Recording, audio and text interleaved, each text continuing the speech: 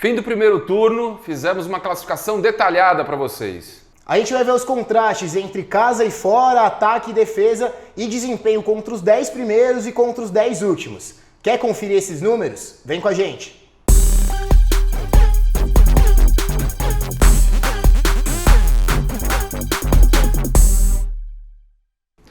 Fala aí pessoal, Zé Eduardo do Footstats, ao lado de Felipe Masmanian. E aí galera, tudo certo com vocês? Pela primeira vez eu tô fazendo um vídeo na TV grande, hein, cara? Vamos ver como é que vai sair esse negócio aqui, não tô acostumado. Histórico, hein? Histórico.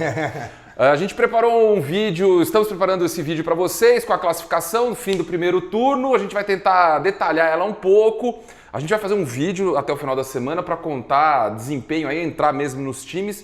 Agora a gente vai dar uns números gerais de tabela de classificação, com alguns pontos interessantes, mas de time a gente não vai entrar no detalhamento de jogador, né? Não, a partir de amanhã a gente vai começar em duas partes. A gente vai falar primeiro dos 10 primeiros times, depois dos 10 últimos, e aí falar de números dos times, destaques individuais de cada equipe. Vai ficar um vídeo bem completo. Esse aqui é só para dar uma pincelada, só para aquecer esse vídeo de análise do primeiro turno. Legal. Falar da classificação detalhada com esses contrastes, né, Zé? Cara, falando em contraste, o que mais salta aos olhos é esse time bipolar do Inter, cara. É o primeiro contra os 10 times mais bem colocados e o 13º contra os 10 times piores colocados, é isso? É isso, tá entregando muito ponto besta, né?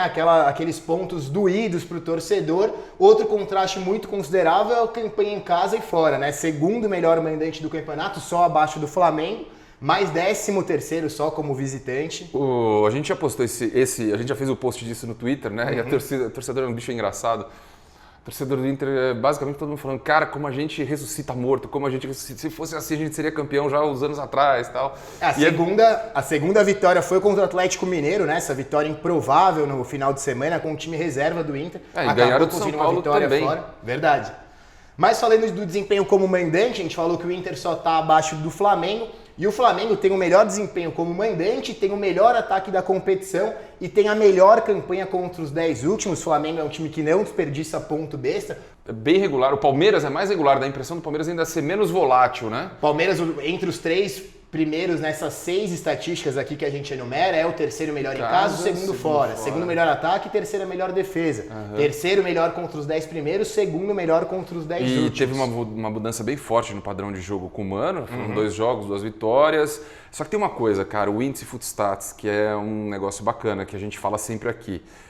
Antes da virada do turno, o Flamengo já estava liderando. O Flamengo já liderava o índice quando o Santos era líder. Há um bom tempo já, né? Já algumas 5, 6 rodadas, o Flamengo já estava na liderança, antes de assumir a liderança aqui na classificação. Quando o Santos liderava a classificação, ele estava em terceiro no índice Footstats. O Palmeiras já estava em segundo. Agora o Santos já caiu para quarto. E o Inter chegou em terceiro, enfim. É bom observar, porque geralmente na virada do turno a gente acaba acertando o campeão, mas eu entendo que esse ano tá bem difícil, porque... Bem parelho. Tá bem parelho mesmo, o Palmeiras se reagir com muita força. Bom, enfim, temos aí 19 rodadas para ver esse negócio acontecer. Só para concluir o raciocínio do Flamengo aqui, esse desempenho em casa, 100% como mandante. Apenas o segundo time que conquistou essa marca, o Corinthians lá em 2010, terminou um turno também com 10 vitórias em 10 jogos. O Flamengo não empatou em casa, é isso? Não é que não perdeu, não empatou. Só 100% de aproveitamento.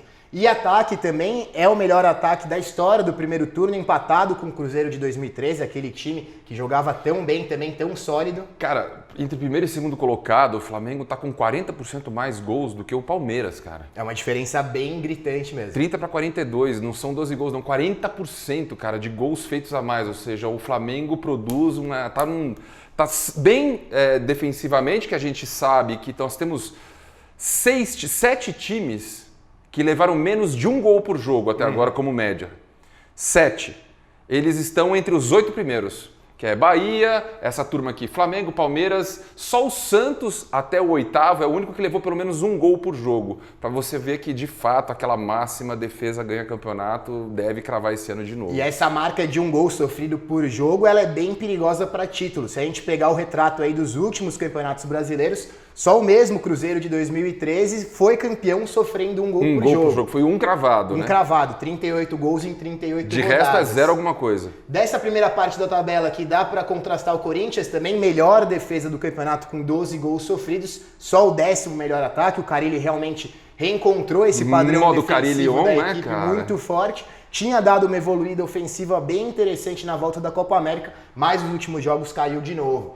Agora a gente vai para a segunda parte da tabela aqui com São Paulo, com Bahia, com Grêmio, Atlético Mineiro e Botafogo, que tem alguns contrastes interessantes para a gente observar também. O São Paulo num padrão bem parecido com o do Corinthians nessa questão de ataque e defesa, segunda melhor defesa, 11º ataque, times que estão evoluindo e decaindo meio que simultaneamente, né, Zé? Cara, ontem foi até eu que postei mesmo, eu tava assistindo o jogo do São Paulo, entrei no site do BetSul, fui apostar e perdi, porque na hora que o São Paulo levou o gol, eu falei, São Paulo vai virar. Fui lá e carreguei na aposta. Tava com volume ofensivo tão grande, né, que essa era a impressão que dava. Exatamente, e perdi dinheiro, como todo mundo já deve saber. Mas enfim, cara, o São Paulo tá aí, ele não tem nenhum jogador que acerta um chute certo por jogo. Marca gravíssima. E eu vou falar várias vezes, a gente vai acabar falando mais do Flamengo, porque tá liderando e tá encantando. O Flamengo tem 5 jogadores com mais de um chute certo por jogo. Então, esse tipo de número não vai deixar o São Paulo andar para frente na tabela, cara.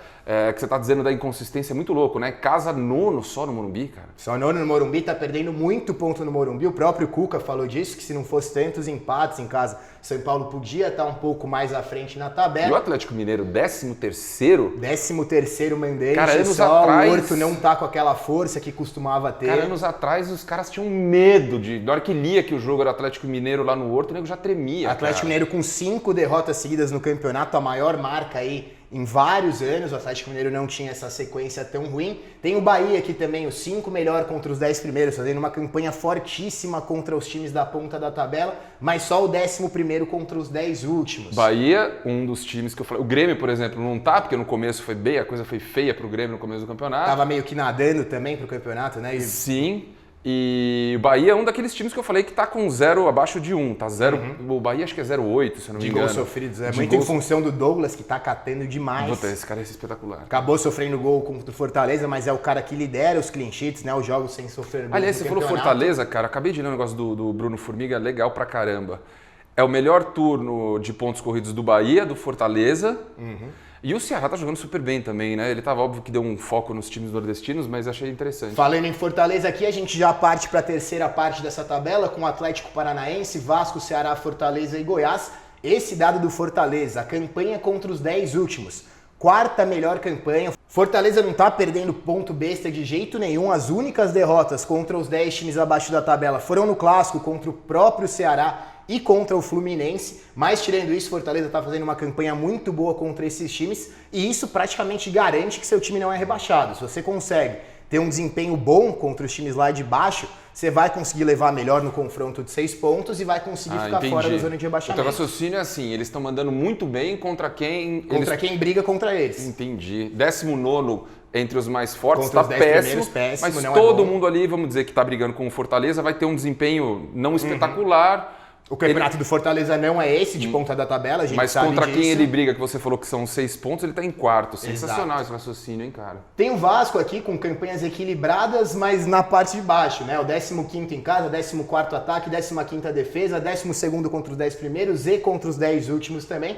Então uma campanha que não tá perdendo muita atenção aí por nenhum aspecto, pelo contrário. O próprio Vanderlei Luxemburgo já afirmou que o time vai brigar lá embaixo. Mas inegável que o time melhorou também, melhorou, vamos falar a verdade. com certeza melhorou. Eu acho que não vai brigar tão forte assim contra o rebaixamento, acho que realmente vai ser um campeonato na parte de baixo da tabela, mas acho que o Vasco vai conseguir se safar dessa. Para fechar essa terceira tela aqui, Atlético Paranaense, 7º melhor em casa, 12º fora. Aquele problema que a gente sabe que o Furacão costuma ter jogando fora de casa. Esse ano até que está conseguindo superar um pouco essa diversidade. Não é uma campanha tão ruim assim a 12ª fora. O Goiás... Mas 7º em casa também do Furacão, se ele melhorou, verdade, ele melhorou, mas também piorou em casa. Caiu um pouco em casa, perdeu ponto pro Avaí agora, no fim de semana. Sim, tomou um golaço, inclusive. Também tá disputando um título que é super importante, beleza, mas, cara... Quando entrar de cabeça... Anos anteriores era bem melhor que 7º, hein? Goiás, com o mesmo contraste, 10º em casa, 19º fora só. O Goiás começou o campeonato muito bem, depois da pausa da Copa América, realmente o time caiu demais, tomou várias goleadas. Tomou vários. Eu vi os jogos do Goiás no começo do campeonato, bem começo, falando até quinta, sexta rodada, eu falava, cara, que esse time vai ser ruim de enfrentar. Tava dando essa impressão mesmo. E agora é ele que tá ruim e tá fácil de enfrentar, né? Isso tá foda. E agora a quarta e última tabela aqui, com Fluminense, Cruzeiro, CSA, Chapecoense e Avaí. Esses sim os times que estão brigando bem pesado mesmo aí contra a zona de rebaixamento. O Fluminense tá fora por uma questão de desempate, mas tem os mesmos 18 pontos do Cruzeiro. Os dois fazendo campanhas bem ruins. O Cruzeiro aqui, 20ª campanha fora de casa, é o pior visitante entre todos. 18º ataque e 17ª defesa. São números muito ruins. Essa questão do aproveitamento contra os 10 piores também, é só o 17º, que caracteriza bem por que o Cruzeiro está nesse momento de Mas tá eu vou tão fazer mal na uma classificação. ressalva aqui, viu, mas mano, não tô querendo aliviar para a torcida do Cruzeiro e do Flu, que realmente tá horrível esse ano, os dois, mas time que chuta muito não cai. Isso aí é uma regra bem firme aqui quando a gente analisa número. Então o time, e eles têm pelo menos produção ofensiva bem grande. Mas no Fluminense tem a questão do Fernando Diniz, né? Era o time que finalizava muito com o Fernando Diniz, trocou o comando com o Oswaldo de Oliveira. O Oswaldo de Oliveira já é um treinador que não finaliza tanto assim, então talvez esse número caia um bem pouco. observado. Mas eu acho que o Cruzeiro tem isso mais controle. Rogério Ceni também é um técnico que finaliza bastante. Agora, desses três últimos caras aqui, Avaí, Chape e CSA, e aí eu vou pegar o Goiás, que era o último da outra página, que eu falei que o time piorou de fato, esses 4 times estão abaixo de 35% de pontaria. Esse é um número para se observar, porque é número super crítico. Abaixo de 35%, cara, tá com uma mão na taça, isso é uma mão na Série B. Abaixo de 35 de pontaria é muito sério. O Avaí, se eu não me engano, é abaixo de 30 até, né? O Avaí tem a pior Avaí tá pontaria. Com 28. É o único abaixo dos 30, muito ruim mesmo. 20ª campanha em casa, 19º melhor ataque, 20º contra os 10 primeiros. Então, números bem preocupantes do Avaí. A Chape também, que faz o seu pior turno aí desde que subiu para a Série A. Nunca esteve numa posição tão ruim. Então, é de se preocupar. Volta na primeira tela lá, mas eu quero só falar uma coisa que eu esqueci do Flamengo, que eu tinha levantado, que é um número interessante, cara. Que a gente falou que entre os 8 primeiros você tem as 7 melhores defesas, tá certo? O Flamengo tá ali, ele não tem a melhor defesa, ele tá com 0,9 de gol sofrido, e aí eu já falei que tem 40% a mais de gols, por exemplo, que o Palmeiras, ou seja, o Flamengo tá produzindo demais. Os gols feitos, né? De gols feitos.